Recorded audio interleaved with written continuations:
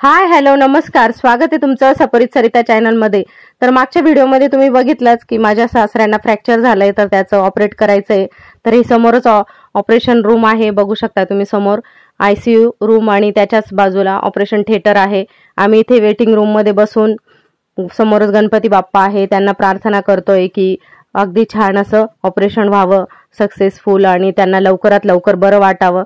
इथे आम्ही वाट बघतोय, डॉक्टर सांगायला येतील की छान झालंय ऑपरेशन। सासूबाई आम्ही सर्व अशी इथे बसलेलो आहे। तर इथे ऑपरेशन झालंय आणि त्यांना आयसीयू मध्ये शिफ्ट केलेलं आहे। मुलं इथनं काचेतनं आतमध्ये बघताय, अजून आतमध्ये काही एंट्री नाही कोणाला।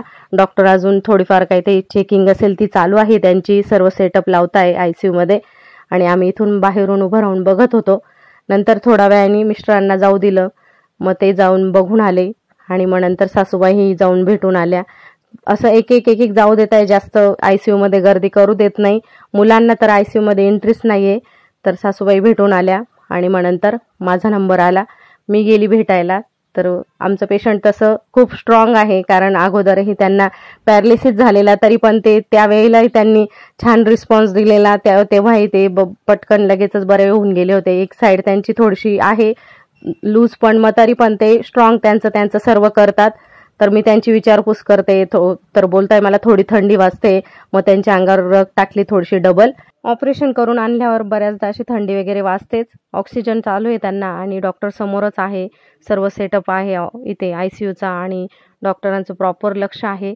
आम्ही डॉक्टरांना विचारलं काही द्यायचंय की त्यांना थोडंफार खायला असं सॉफ्ट काही, तर डॉक्टर बोललेले आता लगेचच नाही, एखाद्या तासाभराने आपण त्यांना नारळ पाणी वगैरे पाजून बघू ते कसा रिस्पॉन्स देत आहे। अशा पद्धतीने पेशंट आहे आपलं। आणि त्यांचा पाय जास्त मूव्ह होऊ नये त्यामुळे त्याला असं प्लॅस्टर केलेलं आहे, कारण वरपर्यंत मग त्याचं इम्पॅक्ट जाऊ नये म्हणून मग असं प्लॅस्टर करून पॅक करून ठेवलेलं आहे बऱ्यापैकी। पाय म्हणजे तो स्टेबल राहील अशा पद्धतीने सर्व डॉक्टर त्यांची काळजी घेत आहे। आपणही काळजी घेऊ आणि बघू आपण आता बाबांच्या तब्येतीमध्ये काय काय सुधार होते।